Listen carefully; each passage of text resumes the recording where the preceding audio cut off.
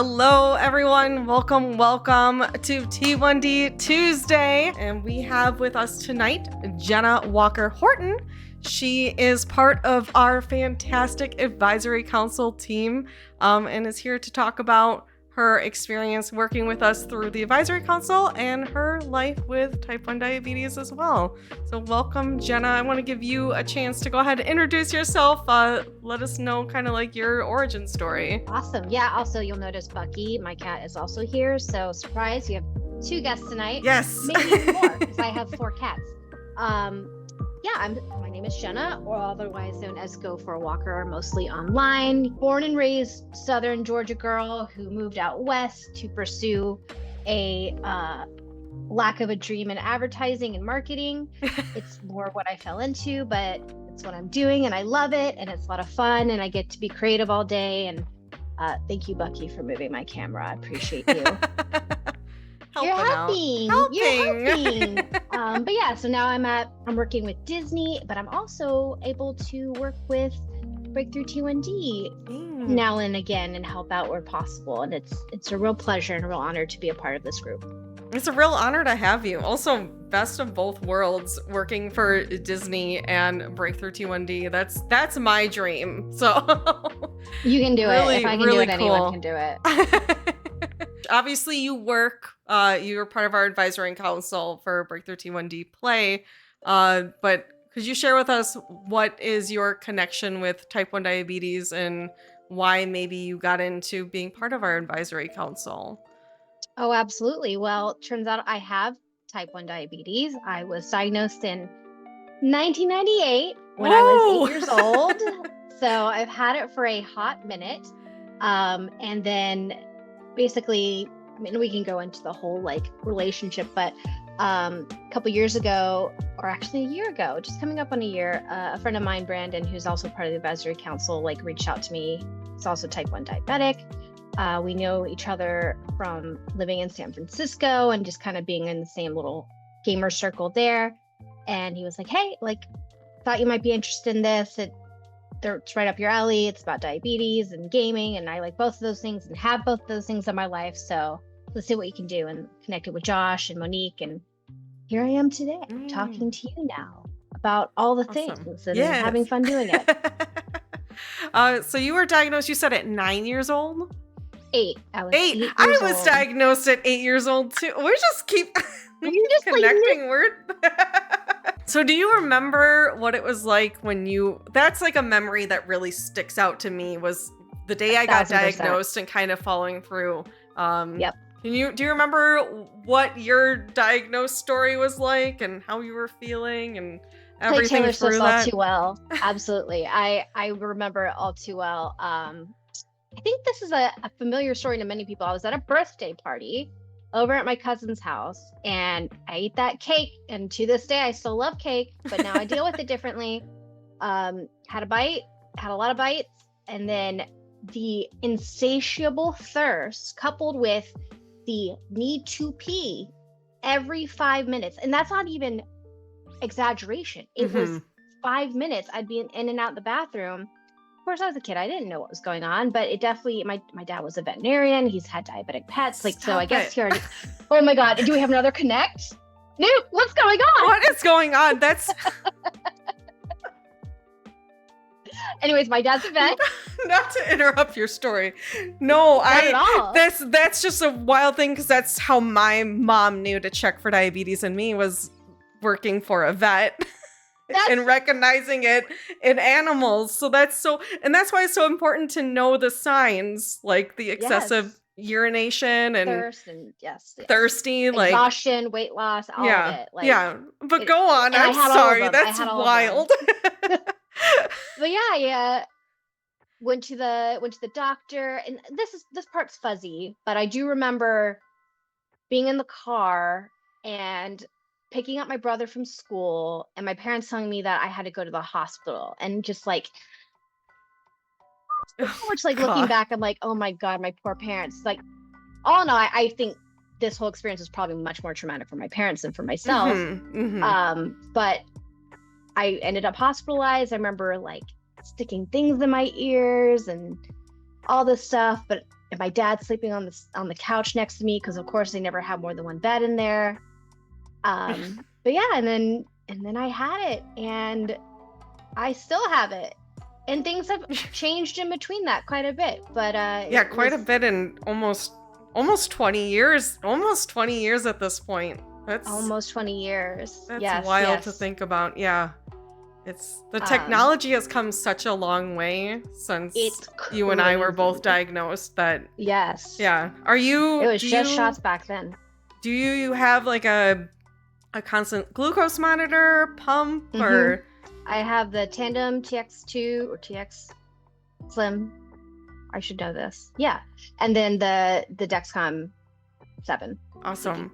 Yeah. It's yeah, that's went from like because when I was diagnosed, it was still like using the vials of insulin and like actual whole syringes. You have your long acting and your short acting. Yeah. I had my notebook that I'd keep all my sugars cataloged and what units I was taking. And I remember my doctor, Dr. Hoffman, I still remember him. He had me controlled. Like, other than more recently where my blood sugar's been really decent, maybe barring the last 3 months, but that was like the best time. And I know there's like people say they have like a honeymoon period and things like that. I don't really remember having that. Yeah. But I was very tightly controlled when I was a youth. Yeah, I totally feel that. And I only heard the term honeymoon phase actually pretty recently. Because I had the same experience where I think it might have been because I was too young to like realize that I was in a honeymoon phase. Yeah. But I have the same sentiment of that where it's just like I don't really remember much. And to like my parents, I think were way more. My biggest concern getting diagnosed was I was told that I got diagnosed pretty close to my birthday, and I was told I could not have cake on my birthday by my mom. Because Because she didn't understand. Oh, they don't know. Type 1 diabetes. And I think that's why I love that we have things like T1D Tuesday here to talk about, our experiences living with it and kind of talk about these stereotypes that are very not true, all these misconceptions about type 1 diabetes that, we can have cake and we can love cake. I mean, and again, these are like probably questions further on that we can address, but like I have a hard time struggling to really recognize, at least on the diet front, a huge difference between like just decent mindful eating versus like diabetic diet. Like, I don't know if there's that much of I think there's pretty much a circle on that Venn diagram.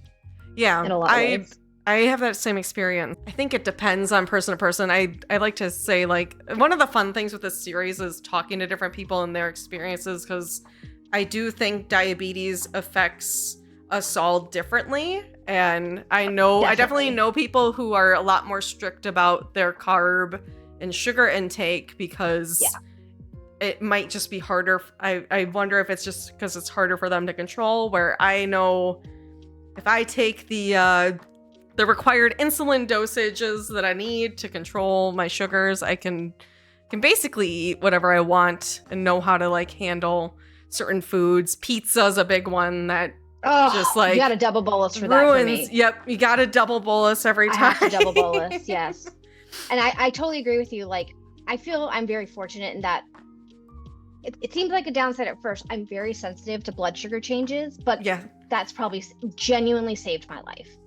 Because I've had 2 incidences of DKA that I caught very early that sent me into the hospital. But while it was the most pain I've ever been in my entire life, and I am horrified to ever experience it again, am I still here?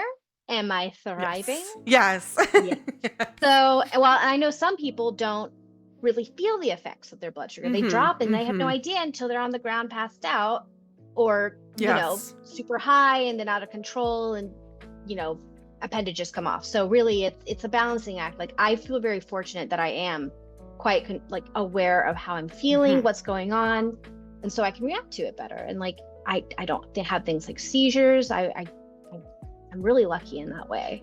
Yeah, that's what I've found too. I'm very similar in the way that I can feel my highs, I can feel my lows pretty well. I'm pretty I'm lucky to have a body that is able to detect those things, and I can address them early on. But it's been very eye-opening talking to other people living with type 1 diabetes and seeing how it affects them, and how they just, things like a constant glucose monitor is very life-saving, because they know right away, that their blood sugar is dropping or rising and can address it, because they don't feel that. I certainly am thankful for mine too. I think becoming a bionic, like, pseudopancreas person, I think is, one, it's cool, but two, like, it sure does open the world up to you when you have the tools to, like, manage it much better. Mm-hmm. Exactly. What do you feel? You mentioned you feel your highs and feel going into DKA. How do you feel your lows as well? And how do you feel with those? I do. And I was thinking, as I was like reflecting on what we would talk about today, a couple things I was thinking about, like, yes, I definitely feel my lows. I feel like there's like two variations of lows for me specifically. There's the ones where, like, I hit like 80 and I already feel like garbage, and I feel the drop, and like, oh, that's so early on at 80. It's very early. Yeah. It's very early that I can, and I've talked to my doctor, and like, my endo's always like, yeah, that's like, it's because your sugar's higher. And I'm like, okay.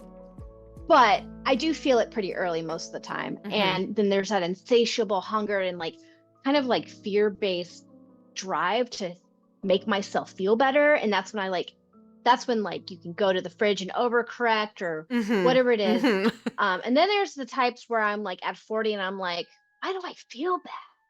What's going on? And then I look and I'm like, oh, okay, well, that makes sense. And then I'm like, but I don't want to eat. I don't want to have a snack, but I gotta, or I'll pass out. So those are my two types of lows. Either way, I eventually feel it and I know something's off. But yeah, it's very much it's the sweats. It's like a shakiness. When I was a kid, I called it being shaky, which I kind of hate that phrase now. But a little lightheadedness, it's like, it's all there. Mm-hmm. It's all there. The amount of times I've gone up to my mom or dad as a kid and be like, I'm shaky. I'm shaky. I'm shaky. Yeah. Oh gosh. You're so cringe. I've not said that in so long, but you saying that just like that flooded back some cringe memories of I'm shaky. But yeah, but that's the best way to describe it though. It is, because it does shaky. Feel that way. I think that's probably the most common one that I hear the most is the shakiness. Totally. And you don't even have to be a diabetic to like feel that sort of like low blood sugar. Mm-hmm. I think that's the thing. It's like, as I've grown up, the phrase like, oh, I have low blood sugar is beyond like a diabetic world. It feels much more inclusive nowadays, which I think is good. It's a language that if you're like having an incident, you have to go to somebody for help. Most people are aware how to help, which I think is a huge positive. It's huge. Yeah. Again, that like just being aware and knowing these things, it's literally life-saving.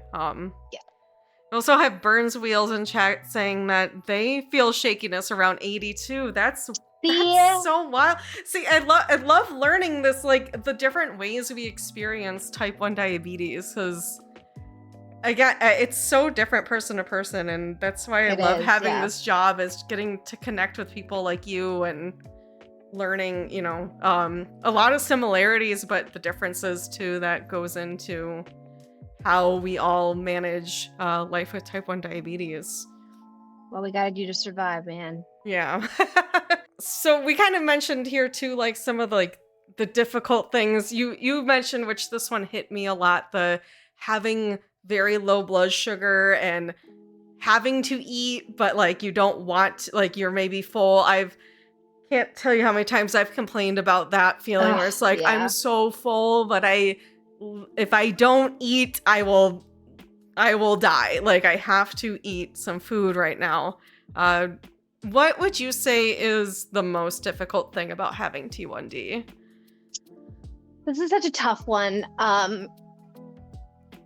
In my whole life, like I always had the mindset of like, don't pity me, don't like look at me, don't like think of me any different because I have diabetes. And so I for a long time acted in a way of like, oh, I basically don't have it, like it's fine, like I'm just like you. Yeah. But then I'm equally upset when somebody doesn't like understand or Yes. relate to how hard it is to be a diabetic. So that's like the two sides of me that are like competing over like, I'm just like you and I can do anything you can do. But also like, no, it's actually really hard. Other than like the physical effect of just like knowing that some days are just genuinely harder. Mm-hmm. I think the mental load of realizing that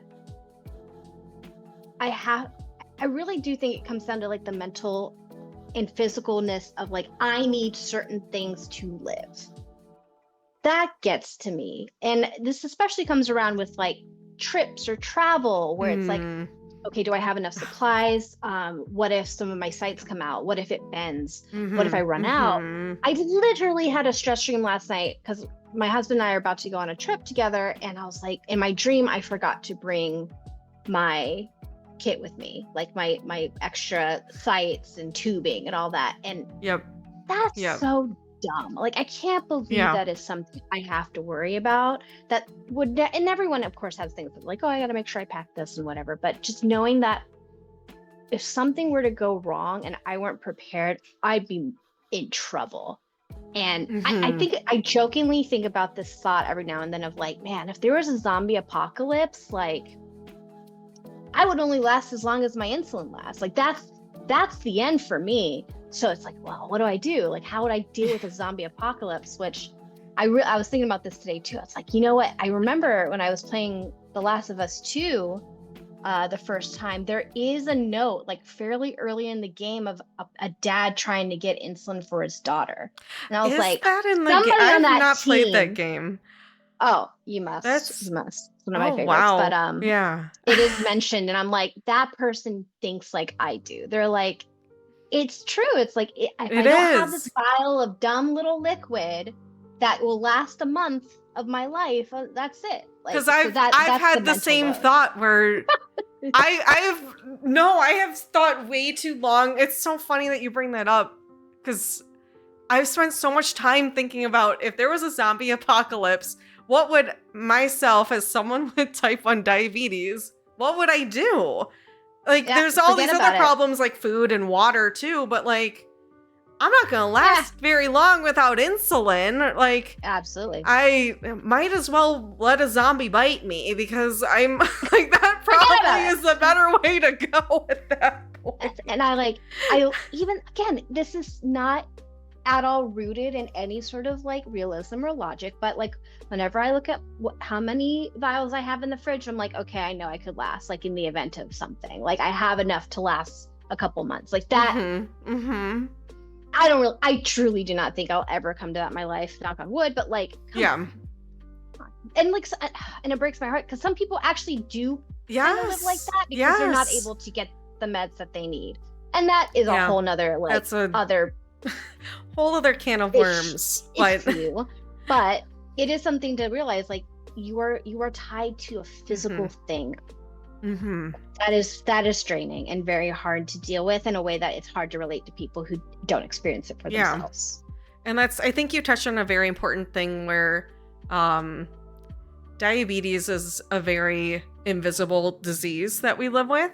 And it's, again, too, it's so misunderstood to begin with, but I think it's really hard to understand unless you yourself have lived with it or have like a child with it where you've taken care of a child. Absolutely.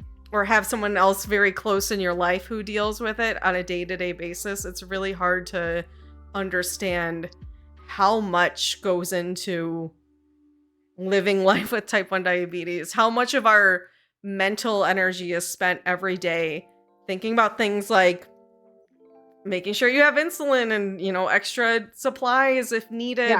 That's definitely I've had that experience whenever I travel, just like making sure I have way more than enough supplies. Absolutely. I tell I've been in my a situation husband where I haven't. Yeah, and I tell my husband, I'm like, there's two things I absolutely need to bring on every trip, and I need you to like help keep me accountable because I'd be screwed without them.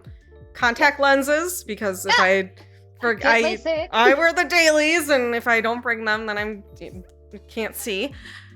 and my diabetic supplies, because it would be really, really difficult to refill that if I forgot it at home. And I don't even want to think about being in that situation and how stressful it'd be, because it's scary. It's scary. It's scary to think about.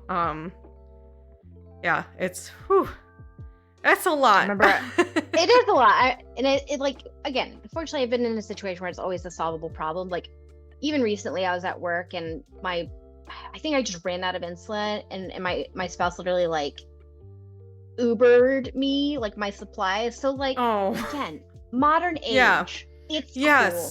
There's solutions. But in the event that it's not an immediately solvable problem, that's when it gets heavy. Yeah. Well said. We are so fortunate to live, like, we live in the age where I think, like, think back even like 50, 40 years ago, where being diagnosed with type 1 diabetes was a lot different than here in like the early 2000s, late 90s, getting diagnosed with it, where even though all the technology has come since then, like, it's not a death sentence, at least anymore. It's still really difficult, but and there's so much research that's being done now that we're so close to finding cures with an S, because there's just so many breakthroughs that are happening here. Hey, that's why this research is so important. I really do, I was told, I don't know about you if you experienced this, I was told when I was diagnosed at 8 that they would have a cure by the time I turned 18. They did. They absolutely did not, now that I am over 30 years old. But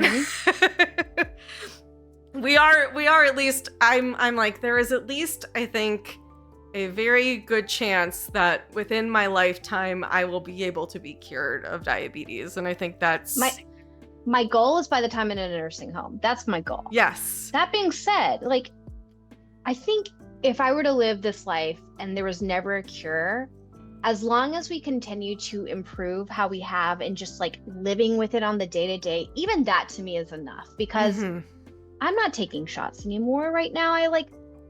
I have to stab my stomach once and my arm once, like a week, or not, it's not a week, every 3 days. But like, that's pretty good compared to how it was 20 years ago. And I'm thankful for that. Yes. And then I'm seeing things about like implants and like tactical digital ways of reading blood sugar and this closed loop system. Like, I think far more likely, at least in the immediate like 5 to 10 years, if not sooner, like, we're just gonna not have to think about it so much. Like, and I realize, like, there's apps now that like calculate your carbs, and that to me is mind blowing, because I've been guessing my carbs since I was 8. Oh my gosh! There's things that do that for you. Like, that alone is so encouraging. It's so hope core, because it's just taking so much of that load off that makes being a diabetic such a pain. I love Hope Core. That's such a good. It's funny because my next question was going to be, as someone with T1D today, what gives you hope? And I think you did a really great job of answering my question before I even asked it, because that's very well said. And I think that's a really good perspective to have as someone with type 1 diabetes, because it's, as you said, it's a lot. I can't remember, and Josh is in chat, he might know the number, but it's quite a large number of the amount of decisions you have to make on a daily basis as a type 1 diabetic. And I've heard the numbers so many times, and I somehow it's something obscene. 180. Like there we go. Thank you, Josh. 180 decisions a day. And it's a big number looking at that, but I also, when I think about it, I'm like, I think that's pretty accurate. All the things we're talking about, just the thoughts you have. The moment I wake up, I'm looking at my sugar. Like, that's one of the very first things I do, to see like, am I at a nice line? Like, do I have an appointment? I literally have an endo appointment tomorrow. I know the first thing that I'm going to be talking about, I got to increase my basal right now. I know it, because I can see my sugar in the morning. And that's like, even though it's almost an unconscious thought at this point. Like I'm just doing it because that's what I do. Like that is still an extra thought that somebody who doesn't have this is having. And that's just the first second of the day. Yeah.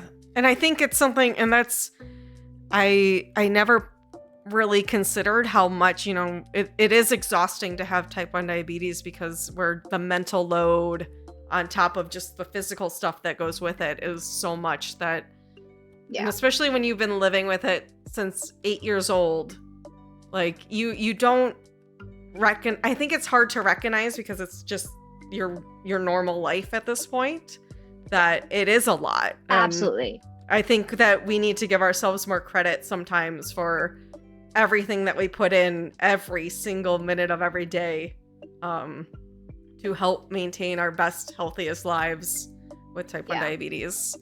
Yep. Totally agreed. Next question I wanted to ask was, how has Breakthrough T1D, you've been working with us in the advisory council, how has Breakthrough T1D made an impact on your T1D journey? Well, apart from having like the coolest merch ever. Yes. And I kind of mentioned this at the beginning, but like I'm a person who's sort of fallen into a lot of the things I've ended up doing. Like I didn't grow up as a kid wanting to work in marketing. I mean, it's cool, and I love doing it, and I love being a creative. But there's not a lot of things I've like put a lot of like heart and soul into it. And I'm coming from like, I work at Disney. I'm a huge Disney person. I love the brand so much, but there's something when you are able to put so much of like your actual self into, and it's not work, but it's like, it's a drive and it's a passion towards something that's better than what you are, and doing it in a way that involves something that you do love as well, which is gaming. Like I think there's something really magical and special about putting those two together and being a part of that sort of journey, and a group with a mission to do something that is so just good. Like there's nothing not good about wanting to raise awareness, raise money, raise just information, and put it out in a way that's for everybody, not just for other diabetics, but for non-diabetics. Because like that's always a big thing. It's like people who don't even know what diabetes is. There's such, even to this day in 2024, people don't know the difference between type 1 and type 2. And now we're learning that there's other types of diabetes, 1.5 and like things like that. So, I mean, we're learning as diabetics on our own, and then there's a whole group of people who just don't quite get it. And, there's different ways to react to jokes and, little jabs at people with diabetes, sure, whatever. But like being able to actually communicate and say like, why or why not, that's okay. Or like making sure language is inclusive. I think that goes a long way. And I'm really freaking proud to be part of something that is so good at its core. Yeah, I big feel that. I couldn't say it better myself. Like that's, as you said, like I'm also clearly a person with type 1 diabetes who is working, in this field, and I think it's very rewarding to, take this thing that it's so close to home and turning it into kind of a positive experience where, we're teaching others about it. And as you said, that's so important in so many different ways. Helps with earlier diagnosis, that life-saving, knowing, we talk about all the time how it's so important to know the symptoms, and educate others on that, because it literally can save lives, just knowing that, hey, you're drinking a lot, you're going to the bathroom a lot. Have you considered, those are signs of type 1 diabetes? Is that something you've looked into? Helping, get rid of those misconceptions that have riddled the media for decades and trying to fight that and, teach people. We will continue to do. Yes. And I think that, but it's so important because I think I really believe that type 1 diabetes is just so misunderstood, and we are living great, powerful lives out here with it. And it's a lot of hard work, and people brush it off as these negative stereotypes and think negative things about people like us because they don't understand what goes into the disease or why it even, how it manifests itself. There's something extremely powerful just to in a community. And Mm-hmm. I mentioned too, like I growing up, I was like, I never really defined myself by having diabetes. It wasn't part of like my Instagram bio or my dating profile. Like it wasn't what I would ever define myself by, but it has been kind of an emotional journey to interact and to like form a group with gamers, but other people who have been directly affected by diabetes, and just realizing like, wow, I'm really not alone in this at all. I'm talking to you, like we have how many things have we already overlapped in understanding that we experience the same thing together. Yeah. That's incredibly powerful, and definitely to be said too for the parents, the loved ones of those who are affected by diabetes. They too deserve that same sort of community. I often feel so much more worse, especially being diagnosed as a kid. I think is the dream. I think it is so much more worse when you are an adult, when you've already like lived enough of your life to really feel the change. I wasn't old enough, and I certainly didn't have the mental capability to feel like this was a huge change. My parents, on the other hand, saw their kid waste away for a brief period of time and then have to like relearn how to live life, and that I think was far more effective to them. And I think about even the parents today who are currently going through that, or the young adults to adults who are newly diagnosed. I feel like having a community to know that you're not alone in that is extremely powerful and underutilized. It's certainly in my life, and I imagine others, because you feel so isolated from the start. But there's so many of us. There's so many of us. We're everywhere. And that's like, I think too, you've talked about where I think we don't like to, a lot of us don't talk about having it because, it's, unless you notice like the devices and, and not everyone wants, people are different. Yeah. And it's, you end up feeling, I definitely as a kid felt alone for a long time with it. And it's truly been empowering as an adult to connect with all these other people with similar experiences, and also dealing with the same set of problems that I have to deal with every day. And I think too, I think that's a really good point too with the parents going through it. I look at my parents and I wish they had some type of support group or connection. Like, absolutely. We have a really great community too of parents with children with type 1 diabetes in our community, that I think of how cool is that they get to like, it's a whole, I can't imagine, like, I know what it's like living with type 1 diabetes, but I think the flip side of being a parent to someone with type 1 diabetes, I can't imagine that. Like, and it's so much out of your control. You can't ultimately control what somebody else does with their body, with their health, and that's hard. And this is back in the late 90s, like information wasn't spread how it is today. Like if I have a question about an ailment, I can go Google it. Like there's tons of Reddit groups. Like there's TikToks that I follow who like they have diabetes. There are people who I can immediately seek out that connection or that advice. That did not exist in 1998. Like at best there were places like JDRF, now Breakthrough T1D, but like we did get involved in Walk for a Cure. That was something that we did together as a family, and that, sort of helped us. But then I kind of went through this phase of like, anytime my parents were like, well, so-and-so also has diabetes, I'd be like, I don't care. Like, that's not me. Like, that's them. That's not me. I'm just me, not diabetic me. So, but everyone has their own journey to go through. Kind of one of the things we've talked about here on this channel is I have type 1 diabetes. Type 1 diabetes doesn't have me. And that's definitely the mindset you keep reiterating over and over again. And I just love your attitude on this whole thing. It's just really, it's a good, it's, as we've said, it's really, really difficult, but being able to have a positive look on it and knowing that it doesn't control your entire existence, even though it's part of your entire existence of every minute of every day, is a really huge thing that I think we all need to recognize, living with it. It's absolutely. And, it's balanced too. Like I got to check myself sometimes, like how much of it, and there's a lot of, socio-political things to worry about, but like, am I too hard as a diabetic? I don't feel like I have a lot of patience for people who let it victimize them. And like, I just, it frustrates me when somebody lets it tear them down. But everyone has their own journey. Empathy should always be number one. And like,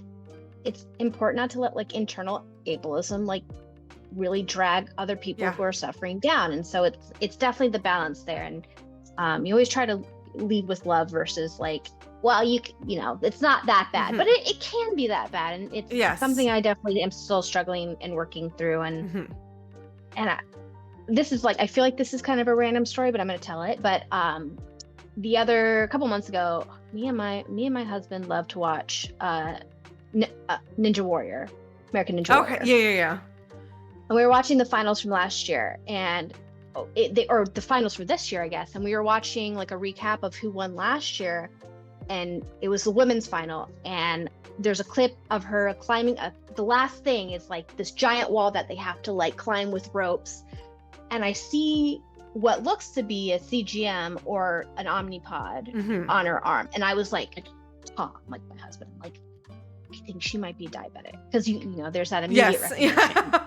Which that's a whole nother thing is representation in media. That's like the whole thing. But I'm like, we have, and like immediately went to Google and was like, who is this? Does she have diabetes? Like, what type is it? Like, what is going on? Turns out she absolutely was a T1D, and she won American Ninja Warrior. Yes. And I was like, how dare people say they can't do anything, that it's too hard when that person, despite having diabetes, can put out in a tremendous amount of strength and energy, which to me, I'm like, oh, my blood sugar would immediately drop because that's my fear. But like, how amazing a type 1 diabetic can accomplish. Like, there's nothing a T1D person can't do. It's incredible and inspiring to me. And I just like want to keep that fire in my chest of like, we're so cool. We are so capable of doing so much despite the things that are against us. Yes. Whatever is inhibiting us, like, it's no match for what we are capable of with the help of technology and support system. Not just by yourself. We can't just we definitely, things can be, I think, more challenging for us living with type 1 diabetes, but it's not impossible. And that's, I think, the huge takeaway is, are certain things like strenuous long-term physical activity going to be, we have to like think more and prepare more for those instances? Of course we do. But does that mean we can't do them? No, we can do them. Just, you know, adjust your insulin, make sure to put it on activity mode, snacks, and you know, it's all these things that we can still do despite having type 1 diabetes. It's and if it's too much, rest, recoup, raise that blood sugar, try again tomorrow. Like, don't let it tear you down. I think that's the other side too, where it's, you have to be okay with some days are not going to be your days, and type 1 diabetes is going to kick your butt that day. But sure will. You move on to the next day, you take care of it, you get through it, and tomorrow's another day. And that's okay. It's okay to give ourselves, I think, that grace that we're living with an autoimmune disease that and it sucks. Yeah. And like, it's be sad, be mad, feel bad for yourself. That's okay, but don't feel that way forever. Just for a moment. It's that you have type 1 diabetes, but type 1 diabetes doesn't have you. Absolutely. How do you manage type 1 diabetes among everything else, and how do you prioritize, you know, living and managing your type 1 diabetes as opposed to all the other things you're doing in your world? Yeah, I mean, I think, again, that support system that I mentioned is so key. Even when I was, you know, living on my own, at least the moment I decided to find a doctor that I could really trust and put my faith and my literal body like into their hands, that really helped. And that was a long journey for me, because there was a long period of time I did not take care of myself as a diabetic. And then a second hospital stay turned me around. And that was when I was like, okay, I got to find a doctor who can support me through this. Found that. And then, of course, you know, having people around you, like my husband is a big part of how I'm able to live my life the way I have. Like, and my heart really goes out to people who live alone, or they have roommates who aren't engaged and don't care. But like when you have a low and you cannot get out of bed, but you have to, yes. talk about another like difficulty. I don't have to deal with that anymore. And this is coming from a very privileged and like, thank God place, because now when I feel that way, I can turn to my husband and say, I need help. Please get me something. That's powerful. And I wish it on everybody in some capacity to have the help, whether that's like a service animal or again, a friend or roommate that you can call and lean on, because you cannot do it all by yourself. Even like going 100%. To work and talking with your coworkers and your boss. Like I'm very open with my boss about how diabetes affects me, and that some days it's really hard to get out of bed because I physically can't, but other days like it doesn't seem to affect me. So I think being willing to be vulnerable and open up your literal life to others to help goes so far, because otherwise it's just very hard to do it by yourself. It's possible, but I found life much more rich and fulfilling when I'm willing to let others help me. And to me, that's the way to manage. It's just through community, through loved ones, through support. Absolutely. Support is so huge. And I definitely have been there where when I lived alone, I remember like I would keep like granola bars and juice boxes on my bedside table because I had an incident where my blood sugar dropped real low once, and it was real scary that I was home alone, and I was trying so hard to get myself out of bed to get to the kitchen and get food. And after an incident, I was like, I need something here, because I can't imagine, what if I hadn't made it to the kitchen, and your mind can't help but go to that dark place of like, what if I hadn't been there? Like, what if I hadn't asked for help? That is so scary to deal with. And it's something I think all of us as type 1 diabetics or people who know one, we've all been through it. It sucks. Yes. And I feel so, as you said, privileged to have people in my life who want to learn, how can I be helpful with your type 1 diabetes? What are things I can look for? What are,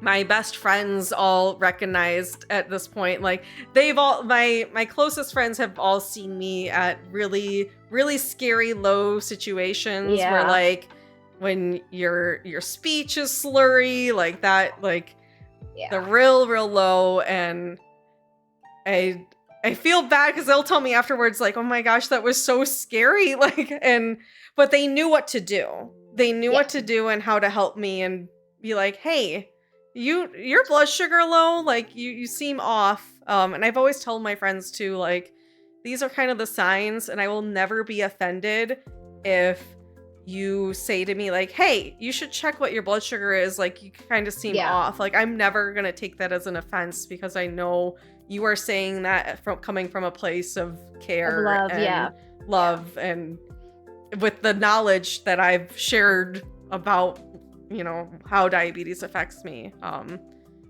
So important to have those kinds of people in your life, I think, and that support system. And I wish it for everybody in some capacity. And if not, open it up and it'll come to you. But I believe. What is something that you deal with on a daily basis with T1D that others without type 1 diabetes wouldn't think about? I think it's beeping devices. Oh my goodness. But, and I'm saying this because I'm literally watching my phone light up because my T-Connect's like, something's up. What's up? My transmitter's out of range. Cool. Love that. But I feel my hips buzzing. My phone's beeping. Like, give me a break. Calm down. I got it. Okay? Like, that drives me batty. And like it's just like, why are you reminding me that my blood sugar is high right now? I know. I've got it. Okay, device. I've done the adjustment. Like, it takes time. It's like, give me 15. We'll go. Oh, I have to charge my pump so that it doesn't die on me. So I don't die. That stuff, that's like the tiny little thing that I just don't think people like give a second thought to. But I do. Battery life we should all have like car batteries in these devices, I swear. Yeah, it should just recharge itself. What? Yes. Yeah, like that's solar.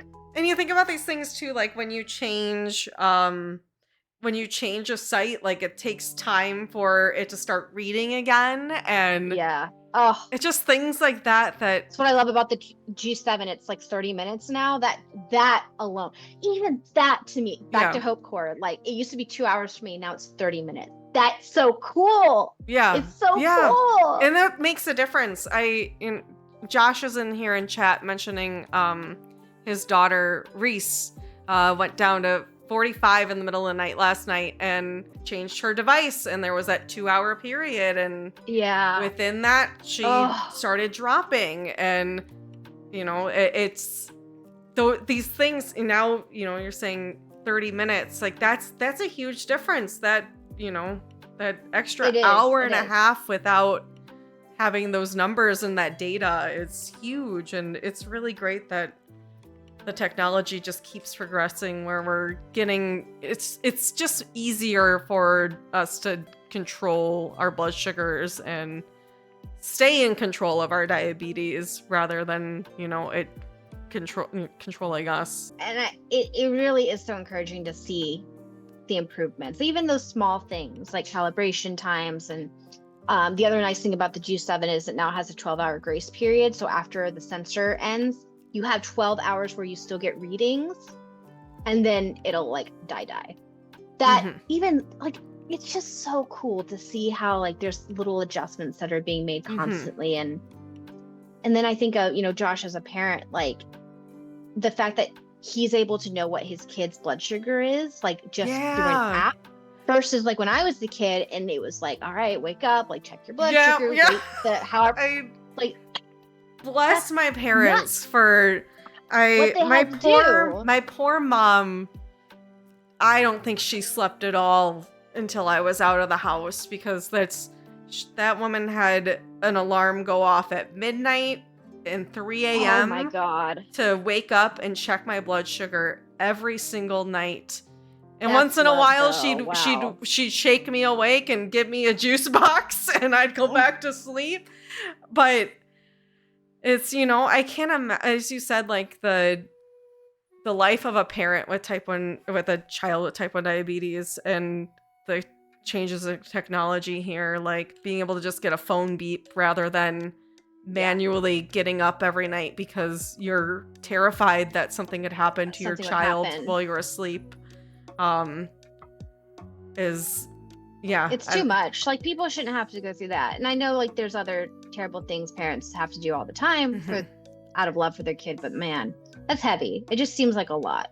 Yeah. But we're improving it. Like we're improving the lives of both type 1 diabetics and their loved ones. And that's amazing. Yeah. I think that's the huge thing is like, I sit here all the time and I'm like, I can't ever repay what my mom put in for taking care of me, as and I know I've heard she wouldn't her want you to. No, and she's talked, I've heard it from her all the time, like all the worries and stuff she had, and I'm so glad to know that parents these days, like Josh, have access to technology that makes the burden. It's still a burden and it's still a worry. Of course. He was saying in chat how all today, he's been jumpy about it all day with the low last night, but I'm grateful that T1D parents now have access to these devices that just help maybe relieve that burden a little bit. And then in 5 years, people are going to be like, man, back when I was a kid, like, I say in 5 years, like my dad had to like read on my phone. Now it's like telepathic and he already knows what my blood sugar is. A joke, but like, I think things will continue to improve so dramatically that it's just going to be good all around and just hopeful. Yes, I agree. It's so good to see where the direction we're heading. And I know we're going to get type 1 diabetes cures before we know it. It's so close. So I'm, Absolutely. I don't want anyone to have the burdens that we've had to deal with, but no, there's no it gets need. better. It gets better every day, and It gets that's, better. something that give you hope. Hope core. Hope core. If there is one thing you could say to your younger self having just been diagnosed with T1D, what would you say? I think I'd say it's definitely worth taking care of yourself. Like that, it's worth it. It's worth checking your blood sugar. It's worth giving yourself the insulin. It's worth finding a doctor. It's worth spending the money. It's worth fighting with insurance. It's worth working out. It's worth figuring it out for you. It really is.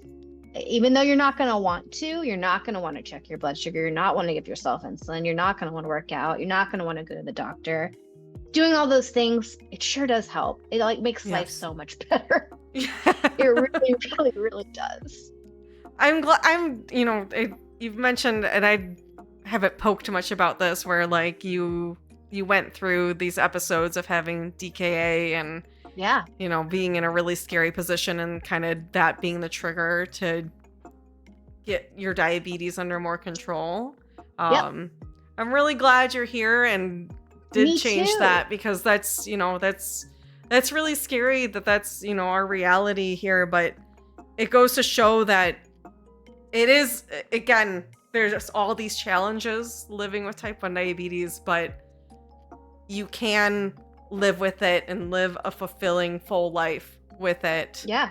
If you use the 100 tools years ago, and take the steps to, And now we're here. Amazing. And I think I got this is a privilege where I got the chance to mess up, to not take care of myself, to be hospitalized and learn from that. And I think I'm coming up on 8 years since that hospitalization, maybe even longer. Maybe it's been 10. I think it was 2014. And I was in San Francisco. I was all alone. I had one friend there. Oh goodness. I was alone in the hospital. This is definitely a sob story, but I was I'm not doing this again. I'm not experiencing this again in my lifetime if I can help it. And I don't want anyone to experience it at all. I don't want anyone to go through that feeling that I felt in that hospital by myself. Never. So it's worth taking care of yourself. And if there's an accident, you still end up in DKA, well, then you did everything. But it's not worth putting your body and your heart and your soul through that experience. Yeah. Well said. I've personally had one DKA incident about I'm trying to think now. Was it 10 years ago in San Francisco? It was definitely not in San Francisco. No, it would have been about 7 years ago. But that was an incident where I was very, very sick with some stomach bug. Couldn't keep any food down. Oh, yeah. My blood sugar, I was constantly giving more and more insulin, and it was not going down. One of those sicknesses where your blood sugar just doesn't want to go down, and eventually went to the hospital because I couldn't stop vomiting. I was so sick. And then they're like, oh, well, you're in DKA. That's, maybe that's part of this. I'm curious, what other symptoms did you have with DKA? Because I've noticed this answer is wildly different from diabetic to diabetic. I didn't even go to the hospital because I was just it was just that I was vomiting a lot. I couldn't, it was, the trigger for me was when drinking water, I would vomit. Made you vomit? Oh, that was the thing that I called up my dad. I was, again, living alone, called up my dad, and I was like, something is not right. I am throwing up from water. I really think I need to go to the hospital. And he immediately came and picked me up and took me. Again, thank God. I feel, so lucky to have people like my mom and dad and friends who understand and care about these things. Took me there, and they're like, oh yeah, you're in DKA, and that's that's why you're feeling this way. Well, you know, it's funny too, is I don't feel like they do at least when I was hospitalized or learning about diabetes, they never explained what DKA was. In fact, for Yeah. like 10 plus years, I thought it was decay, like Uh-huh. DECAY. I thought it was in decay. So when I was like, oh no, it's diabetic ketoacidosis, I was like, oh, I knew that now. Yeah, that's DKA. it's funny you say that though too, because that was something that I didn't know DKA was a thing until I went to the hospital and they told Great. me I was in DKA. Like I You're like, think okay, that's something that cool. is not talked about maybe enough if that's Yeah. we're both having this similar experience. So it's good we're talking about it now here on If Twitch. you don't feel good and you're puking and your chest is on Yes. fire and you're aching all over, you might be in DKA.